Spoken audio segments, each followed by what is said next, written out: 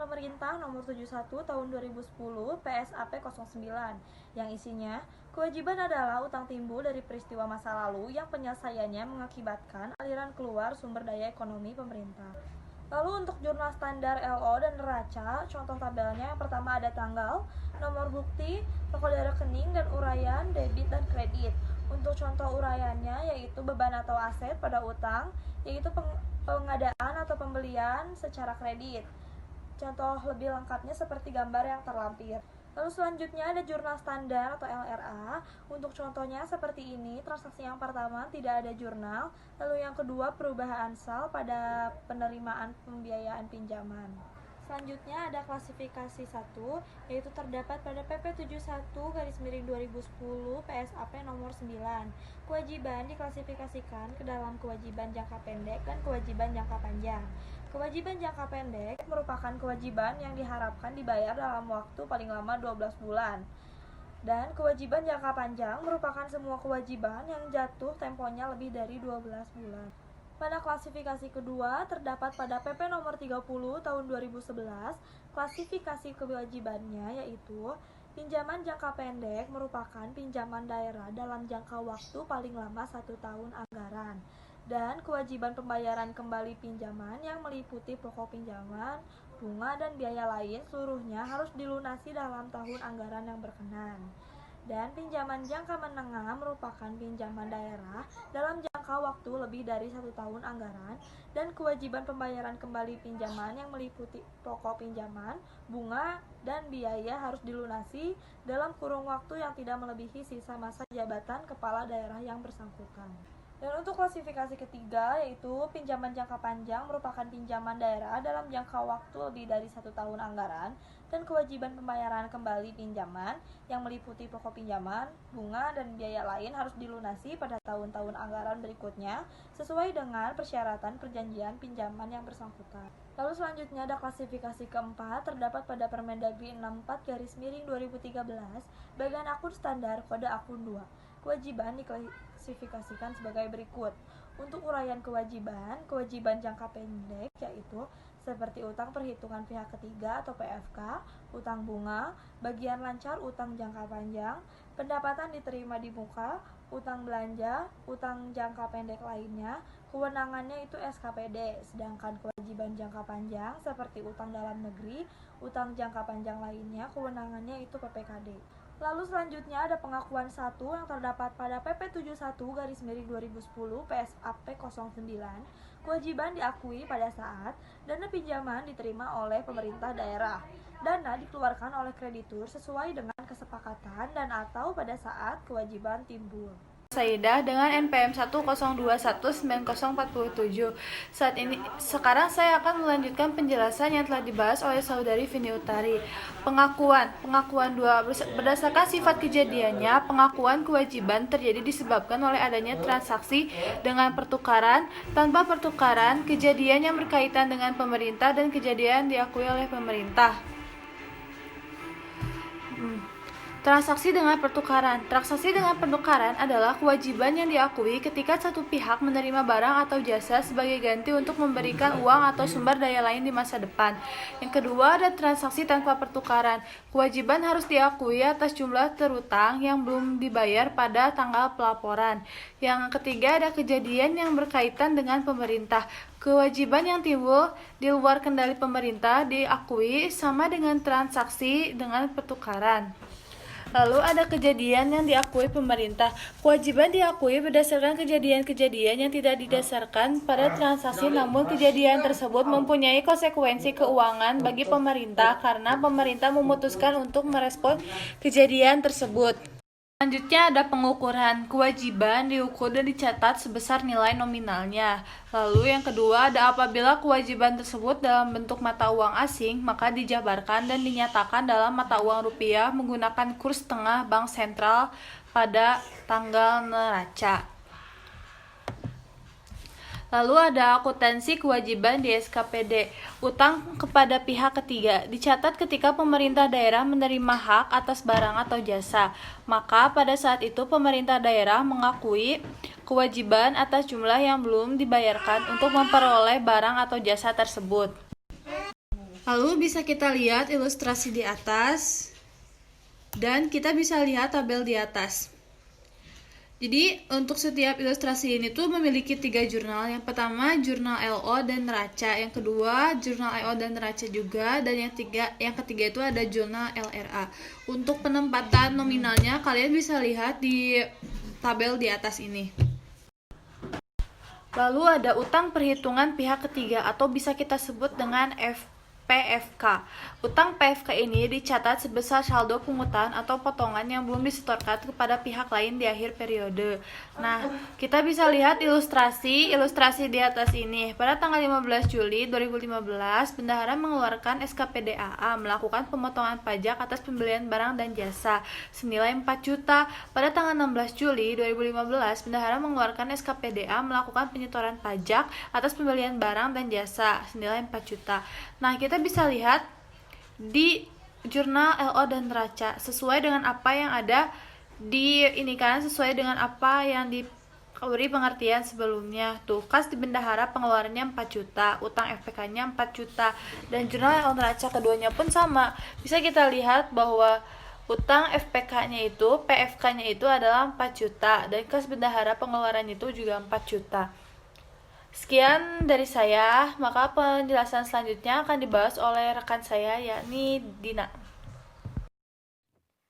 Jurnal LRA, tanggal 1 bulan 9 atau bulan September 2015 dengan nomor bukti 7 garis miring PKM garis miring 9 Romawi garis miring 15 dengan kode rekening 000000 pada kode rekening 4121602. Perubahan sal pada pendapatan sewa LRA dengan debit 36 juta dan kredit 36 juta.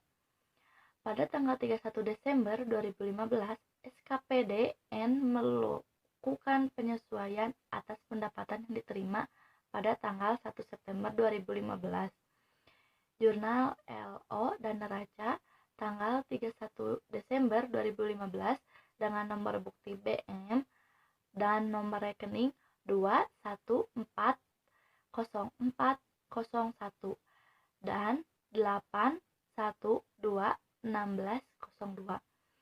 Pendapatan diterima di muka sewa di debit dengan 12 juta. Pada pendapatan sewa LO dikredit dengan 12 juta. Akuntansi kewajiban di PPKD ilustrasi 1. Penerimaan utang. Pada tanggal 3 Mei 2015, pemerintah Kota Sentosa menerima pinjaman dari Bank ABC senilai 300 juta dengan tingkat bunga 12 juta per tahunnya. Bunga dibayar tiap 31 Mei dan 3 November. Jatuh tempo pada pinjaman yaitu 2 Mei 2020. Tanggal 3 bulan 3 atau bulan Maret 2015 dengan nomor bukti nota kredit dengan kode rekening 1110101222101. Kas di daerah pada utang dalam negeri sektor perbankan Bank ABC di debit 300 juta dan di kreditnya 300 juta. Jurnal LRA tanggal 3 Maret dengan nomor bukti nota kredit kode rekening 00000071400101. Perubahan sal atau SAL di debit dengan 300 juta pada penerimaan pembiayaan pinjaman dalam negeri dari Bank ABC di kredit dengan 300 juta. Lalu ada pembayaran bunga kewajiban 1. Pada tanggal 5 November 2015 terbit SP2D LS untuk membayar bunga atas pinjaman pemerintah Kota Sentosa kepada Bank XYZ sebesar 18 juta. Jurnal LO dan neraca tanggal 3 November 2015 dengan nomor bukti SP2DLS kode rekening 91130111010101. Beban bunga pinjaman Bank ABC pada kas di kas daerah dengan debit 18 juta dan kreditnya 18 juta. Lalu jurnal LRA tanggal 3 November 2015 dengan nomor bukti SP2DLS kode rekening 91130103 dan 11010101. Bunga utang pinjaman kepada Bank ABC dengan debit 18 juta pada perubahan SAL atau SAL dengan kredit 18 juta. Penyesuaian beban bunga pinjaman pada tanggal 31 Desember 2015 dilakukan penyesuaian terhadap bunga pinjaman yang belum dibayar pada tahun 2015 selama 2 bulan, yaitu bulan November sampai dengan bulan Desember 2015 sebesar 6 juta. Jurnal LO Dana Raca tanggal 31 bulan 12 2015 dengan nomor bukti BM kode rekening 91130103 dan 2120401. Beban bunga pinjaman Bank ABC pada utang bunga pinjaman kepada Bank ABC. Di debit yaitu 6 juta dan di kreditnya yaitu 6 juta. Pembayaran bunga kewajiban 2. Pada tanggal 3 Mei 2016 terbit SP2DLS untuk membayar bunga atas pinjaman pemerintah Kota Sentosa kepada Bank XYZ sebesar 18 juta.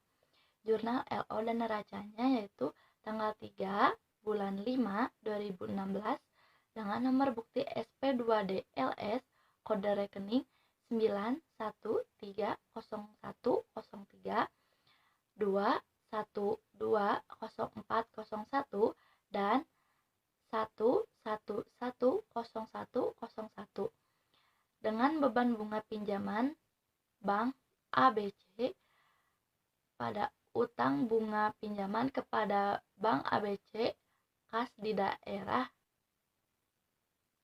dengan kredit dan debitnya atau dengan debit dan kreditnya 12 juta, 6 juta dan di kreditnya 18 juta. Pembayaran pokok piutang. Pada tanggal 2 Mei 2016, pemerintah Kota Sentosa membayar pokok utang pinjamannya kepada Bank ABC yang telah jatuh tempo sebesar 60 juta. Untuk pembayaran kewajiban jangka panjang ini diterbitkan SP2DLS. Jurnal LO Dana Racanya tanggal 2 bulan 5 2016, nomor bukti SP2DLS dengan kode rekening 2210101 dan 11010101. Utang dalam negeri sektor perbankan Bank ABC pada kas di daerah atau kas di kas daerah dengan debit 6 juta dan kreditnya 6 juta. Lalu jurnal LRA tanggal 2 bulan 5 2016 dengan nomor bukti SP2DLS kode rekening 720101 dengan 000000, yaitu pengeluaran pembiayaan pembayaran pokok pinjaman kepada Bank ABC di debit 60 juta pada perubahan SAL atau perubahan SAL di kredit 60 juta. Lalu ada reklasifikasi utang. Pada tanggal 31 Desember 2015, pemerintah Kota Sentosa melakukan reklasifikasi bagian lancar hutang jangka panjang kepada Bank ABC atas hutang yang akan jatuh tempo senilai 60 juta. Jurnal LO Dana Racanya yaitu tanggal 31 bulan 12 2015 dengan nomor bukti 4-KK-XI-2015 dengan kode rekening 2210101 dan 2130102, yaitu utang dalam negeri sektor perbankan Bank ABC pada bagian lancar utang dalam negeri sektor perbankan Bank ABC dengan debit 60 juta dan di kreditnya 60 juta.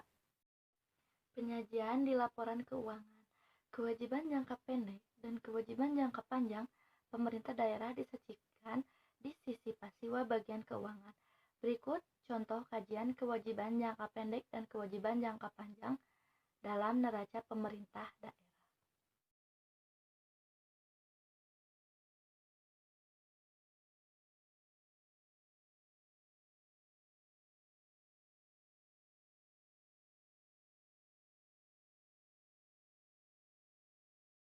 Dalam pengungkapan pada catatan atas laporan keuangan terkait kewajiban harus diungkapkan pula hal-hal sebagai berikut.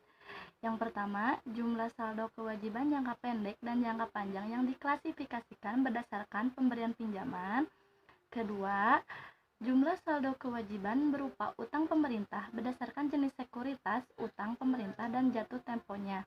Ketiga, bunga pinjaman yang terutang pada periode berjalan dan tingkat bunga yang berlaku. Keempat, konsekuensi dilakukannya penyelesaian kewajiban sebelum jatuh tempo. Lalu ada perjanjian restrukturasi utang meliputi 6 macam. Yang pertama, pengurangan pinjaman. Yang kedua, modifikasi persyaratan utang. Ketiga, pengurangan tingkat bunga pinjaman. Keempat, pengunduran jatuh tempo pinjaman. Kelima, pengurangan nilai jatuh tempo pinjaman. Dan keenam, pengurangan jumlah bunga terutang sampai dengan periode pelaporan. Jumlah tunggakan pinjaman yang disajikan dalam bentuk daftar umur utang berdasarkan kreditur. Lalu ada biaya pinjaman, perlakuan biaya pinjaman, jumlah biaya pinjaman yang dikapitalisasi pada periode yang bersangkutan, dan yang terakhir, tingkat kapitalisasi yang dipergunakan.